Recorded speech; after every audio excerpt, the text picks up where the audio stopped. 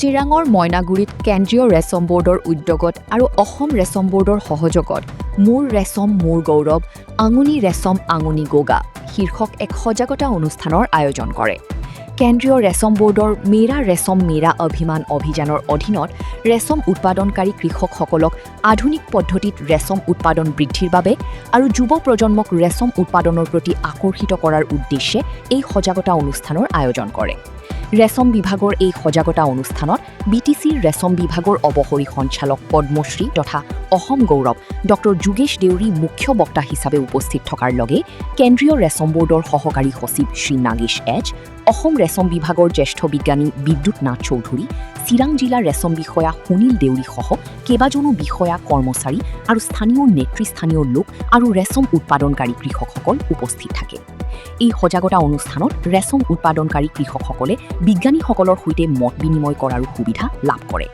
News desk Bijni first 24।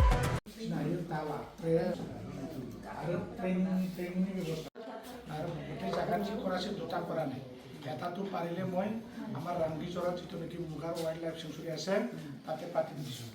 আৰু যদি মঞ্চৰ যদি কিবা যদি হেৰফেৰ নহয় মই বিচাৰিছোঁ, মই ক'লোঁ নহয় এতিয়া 3টা টাৰ্গেট লৈ মই এৰিৰ কথা কওঁ।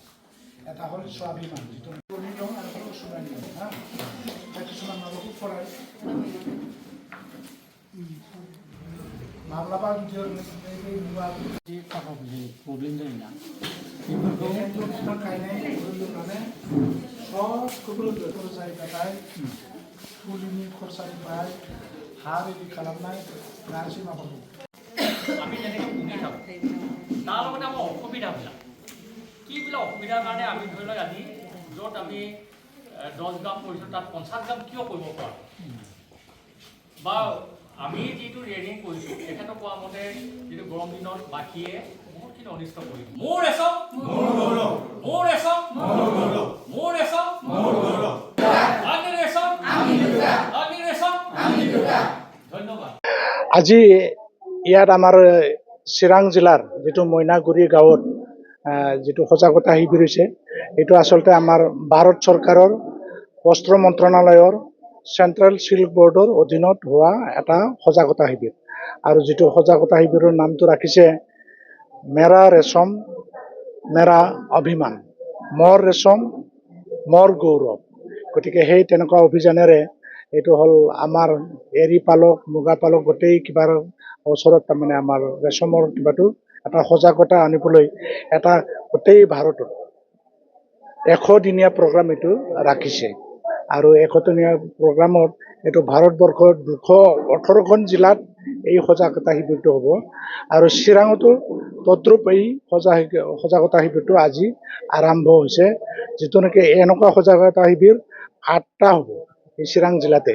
আজি প্ৰথম মইনাগুৰিত এইটো প্ৰথম কিবা আৰু ইয়াৰ দ্বাৰা এইটো অকল এই সজাগতাটোত এইবিলাক আলোচনা কৰা হৈছে যিটো নেকি আমাৰ আধুনিক কিছুমান তেনেকুৱা টেকন'লজি এইবিলাকৰ ফালৰ পৰাও আমাৰ কেন্দ্ৰীয় ৰেচম বোৰ্ডৰ বৈজ্ঞানিকসকলে এইটোৰ বিষয়ে এটা জ্ঞান দিব। আকৌ আমাৰ পালকসকলে যিসকল অলপমান যিবিলাকে তেওঁলোকে কৰি আহিছে তেওঁলোকৰ অসুবিধাখিনি তেওঁলোকে ইয়াতে ব্যক্ত কৰিব।